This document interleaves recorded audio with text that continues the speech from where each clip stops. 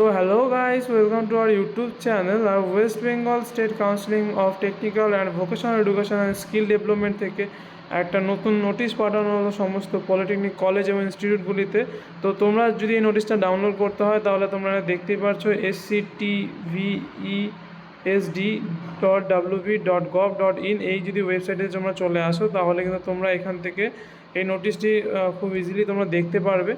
তো এই নোটিশটির মধ্যে কী বলছে আমরা একবার দেখব। তো notification for result declaration for transfer applications, তো তোমরা যারা ট্রান্সফারের জন্য অ্যাপ্লিকেশান করেছিলে তো তাদের জন্য কিন্তু এই নোটিশটি, ঠিক আছে। তো এখানে বলছে যে উইথিন 12/8/2024 থেকে 27/8/2024 মধ্যে কিন্তু তোমাদের এই যে ট্রান্সফার যে ব্যাপারটা আছে সেটা কিন্তু তোমাদের করে নিতে হবে, ঠিক আছে। তো তার জন্য তোমাদের কিন্তু কী বলছে যে কোনো একটা রেজিস্ট্রেশন নাম্বার তোমাদের থাকতে হবে এবং তোমাদের একটা রিটেন লেটার তোমাদেরকে দিতে হবে যেই পলিটেকনিক কলেজে তোমরা এখন যখন পড়ছো সেই পলিটেকনিক কলেজে কিন্তু তোমাদের প্রিন্সিপাল এবং প্রিন্সিপাল ইনচার্জকে একটা লেটার দিতে হবে। তারপরে সে হয়তো কিছু ফর্ম্যাট আছে, সেই ফর্ম্যাটে তোমাদের কিন্তু সেই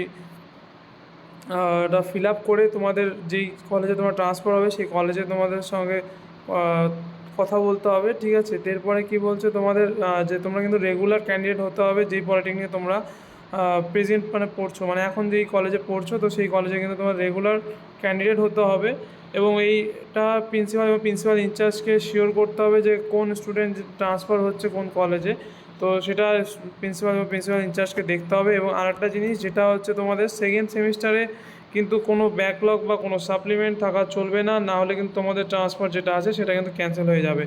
তো এখানটায় কিন্তু তোমাদের পুরো ডিটেলস দেওয়া আছে যে কে কোন কলেজে যে তোমরা ট্রান্সফার হয়েছো এবং তাদের কার কার নাম এখানে তোমরা কিন্তু দেখতে পারো।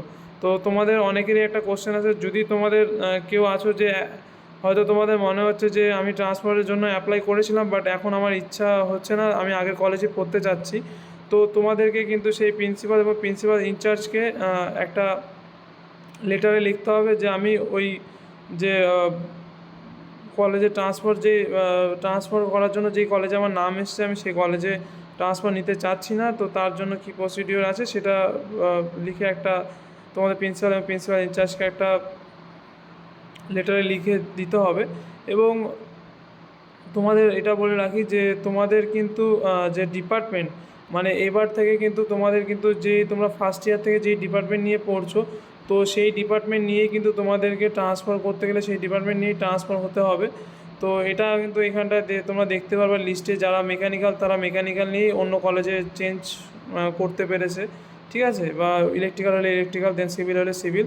তো এটাই ছিল আজকের আপডেট। তো ভিডিওটা ভালো লাগলে অবশ্যই লাইক অ্যান্ড সাবস্ক্রাইব করে দিও এবং বন্ধুদের সাথে শেয়ার করে দাও।